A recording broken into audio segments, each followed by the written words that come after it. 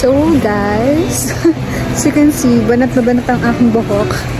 And naka-uniform pa si Mahal. So, narito kami ngayon sa superstore and we will buy something.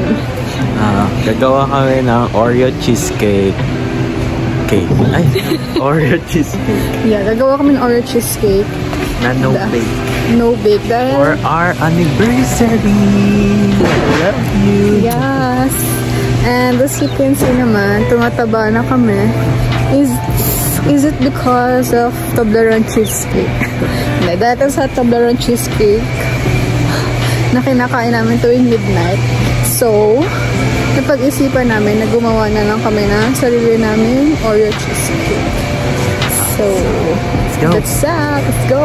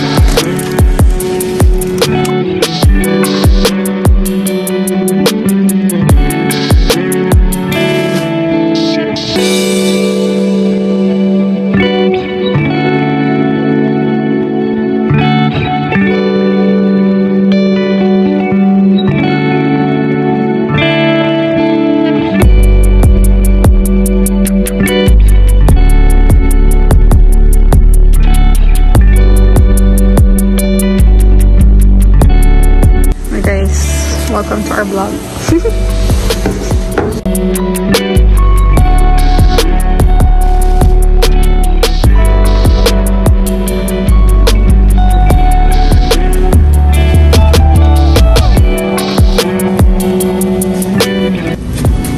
I love you.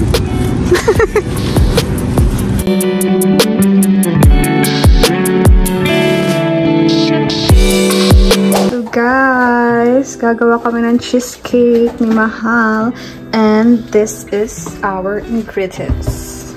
So, meron kami ditong Oreo, yung crushed na, yung yan, baking crumbs. So, siya yung magiging base. This one is whipped cream, powdered sugar, cream cheese, Oreo, butter, and white chocolate. And ito yung ating lagayan. And ang ating cup, measuring cup, and spoons.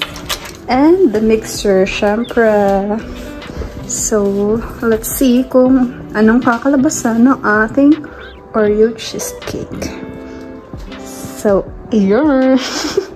Guys, before we start, kailangan muna namin i-microwave yung butter kasi nasa fridge siya.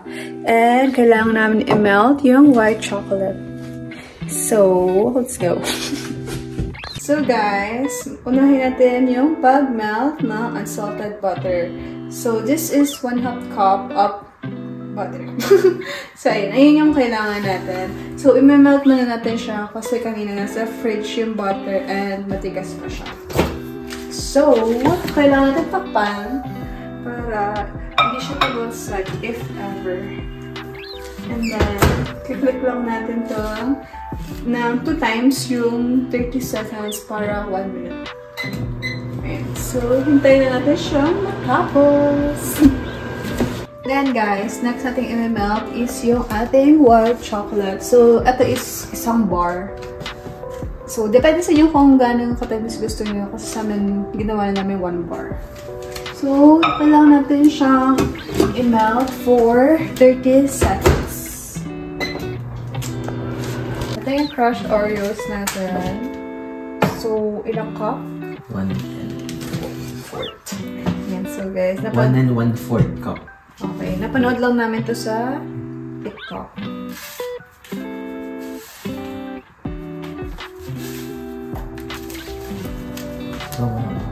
And after that, so babalik natin siya sa kahon. After that, isasalin natin yung unsalted natin na butter kanina. Yung minelt natin. So, ihahalo natin siya here. Ayan. Then, si Mahal yung magmimix. Ayan. Dapat daw is parang buo-buo na siya. I mean, nag-combine. Nag-ano na yung butter tsaka yung Oreo. Kasi gagawin natin itong base ng ating cheesecake. Ayan. So, pero depende pa rin sa inyo guys. So, gusto nyo ng cake or gusto nyo makapal or manipis na base ng cheesecake nyo. So, depende sa inyo kung gaano kadaming gusto nyo ilagay na unsalted butter and yung Oreo crumbs. Do you think okay na yan? Or dagdagan? Mimi? Kasi parang mali. Oo. So, ito yung aming lalagyan. This is 8 inches. 8 inches siya, guys. So, nakita namin, parang pag nilagay namin ito is sobrang nipis niya pa or hindi niya makakover lahat. So, idagdagan namin. Tansya-tansya na lang, guys. Kung kanina nagkakap kayo, ngayon tansya-tansya na lang. Tansya ulit.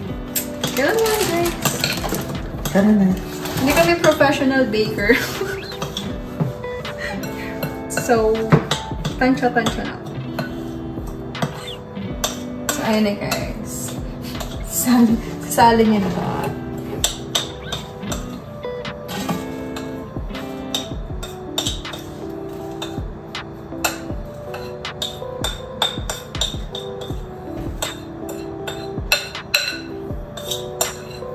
And, syempre, kailangan natin siyang pantayan dito sa lagayan. Kailangan mo siyang i-flat.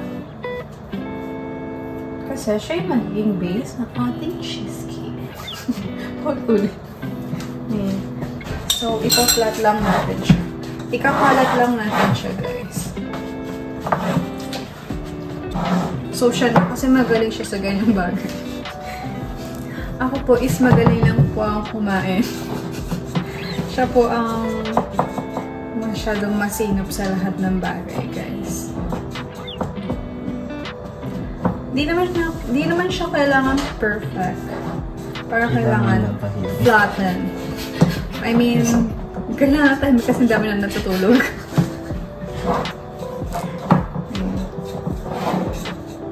Pero pinaka-importante siguro sa kanya is yung gilid. Yung pinaka-gilid.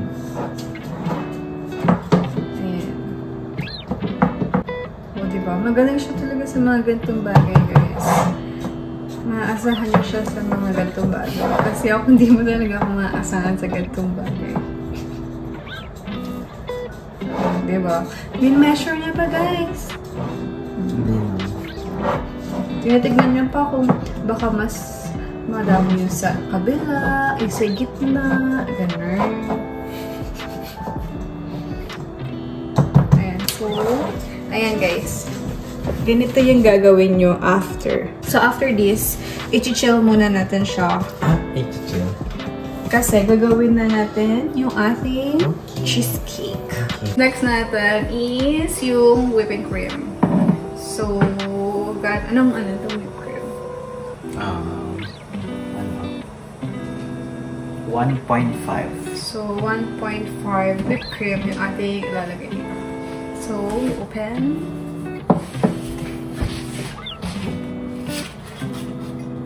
This is 1 cup. And another one. Another half cup. Yan guys. So, after that, di ba naglagay na tayo? I-whisk off na natin siya, guys.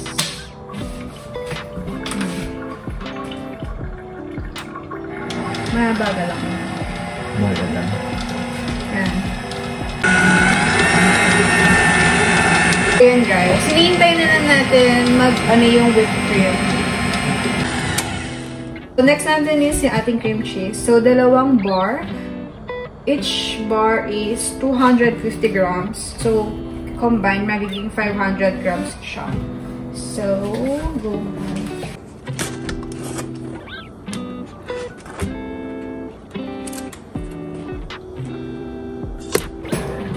Then 1 cup powdered sugar.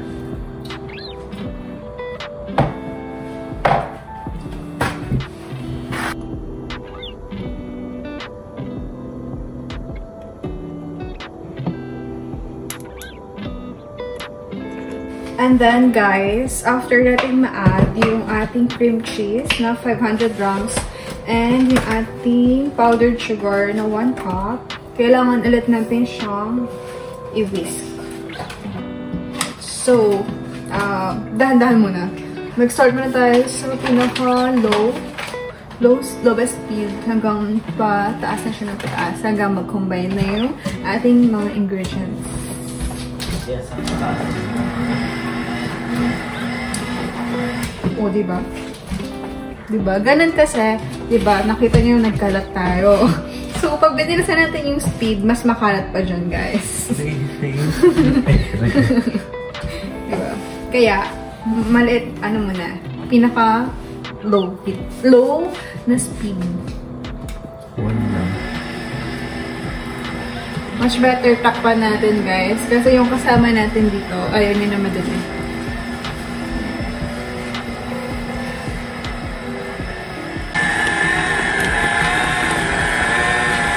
Gusto niya yung sweet chop. Ayan. Chop Oreo.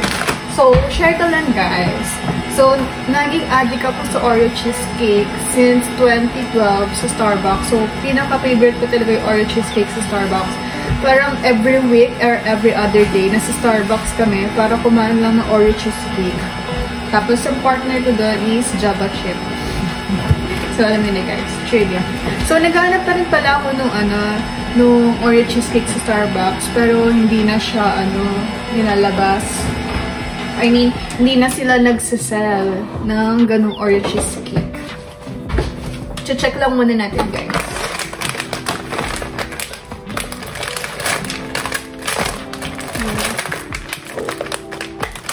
I-whisk pa natin kasi meron pang cheesecake na. So, ayun na. As you can see, may yung mga ibang buong cheesecake. Cream cheese, sorry. Is na-stuck lang siya dito. So, kailangan pa natin siyang i-blend.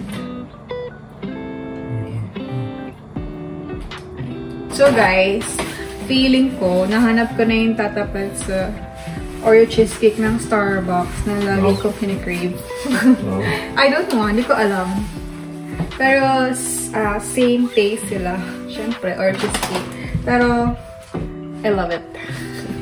Dinagdagan na namin siya ng Oreo. Yung chunk ng Oreo. And then, binake lang na,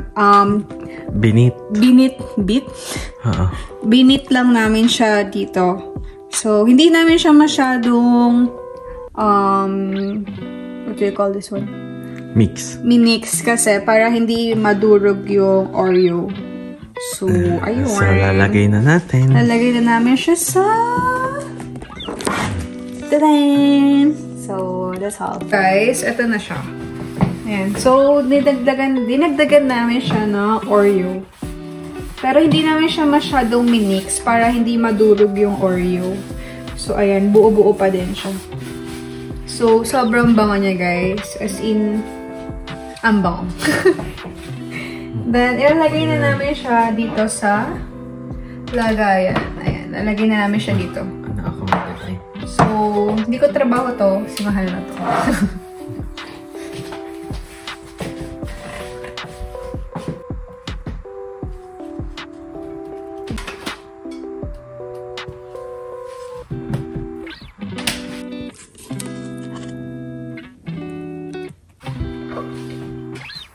natin na. Sayang.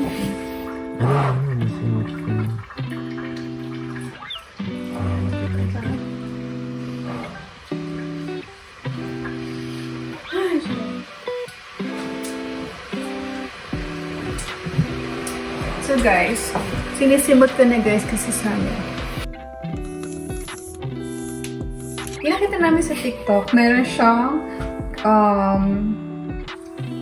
white chocolate sa taas. So, gusto namin siyang gayahin kasi mukha talaga siyang masarap. So, ayan. Nilagay na ni Mahal yung melted white chocolate. Tsaka siguro parang mas maganda din. Parang mas smooth yung taas. Siguro. Tsaka, mas mukha siyang presentable. Tapos, alagyan lang namin siya ng mga Oreo cut. Or half na mga Oreo sa taas.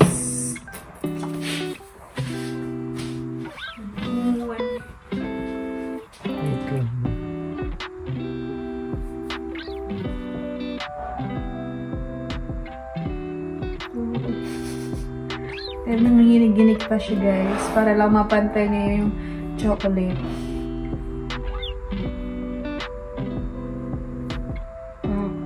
Pati mga bula-bula tinatanggal niya. Siyempre, pagka maganda yan. Excited na ako kumain. Worth every kilo. Char. Wait lang na mag-over. Worth it yung ano, yung inadagdag kong kilo. Pili ko dadagdag ako ng 2 kilos. So, going to 63. So, dahil sayang to, and this is lint. Kakainin ulit natin, guys. So, parang purpose ko lang sa video na to, taga-salita, tapos taga-kain ng mga tira-tira. Another trivia. Pinaka-favorite kong chocolate sa lahat is Toblerone, yung white. Trivia. So, dahil rejected ko Oreo, ako ulit kakain, guys. So, rejected. Gusto mo, baka gusto mo naman ang talong. Guys, kinakamay na may mga bagay-bagay dahil kami lang naman yung kakain.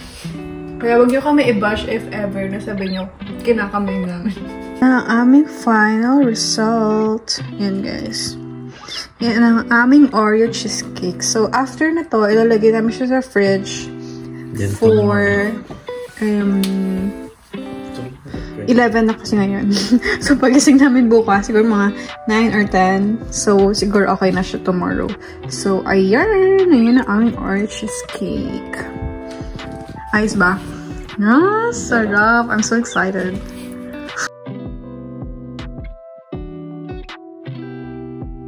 Guys, sobrang sarap. Try it. Go, gawa na kayo. Sarap. Sobrang. Dito rin. And dito na tayo sa soften/melt. And then, yun. So, click natin itong soften/melt. And then, timer siya natin ng 1 minute. And then, play. Quantity, 1. And then, play. Ano ba to? Ano ba to?